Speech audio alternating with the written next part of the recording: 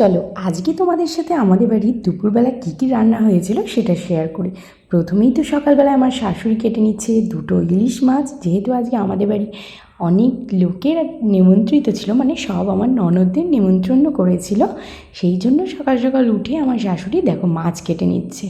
আর ইলিশ মাছগুলো দেখো কত বড় বড়, আর কি ভালো ছিল ইলিশ মাছ, কি সুন্দর করে মামুনি আবার ইলিশ মাছটা কিন্তু খুব সুন্দর কাটে, শুধু ইলিশ না সব মাছই সুন্দর কাটে। আর এই দেখো কত বড় একটা পিস।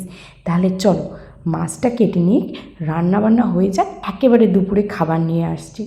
আজকের মেনুতে ছিল গরম গরম সাদা ভাত, সঙ্গে ছিল ব্যাট পাঁপড় ভাজা আর হাতে মেখে ডাল সিদ্ধ। তারপরেই ছিল দই ইলিশ। দই ইলিশের একটা লেজা নিয়ে নিয়েছি, অল্প একটু গ্রেভি নিয়েছি। মাছটা জাস্ট দারুণ ছিল, আর এটা কিন্তু কাঁচা ইলিশ রান্না করা, ওই জন্য স্বাদটা বেশি ভালো ছিল। তাহলে চলো এরপরে কি খাই দেখাচ্ছি। এরপরে দেখো মটন নিয়েছি, ছিল কিন্তু চিকেনও, কিন্তু চিকেনটা নিয়ে নিই, আমি 2 পিস মটন নিয়ে নিয়েছি, সঙ্গে ব্যাট পাঁপড় ভাজা।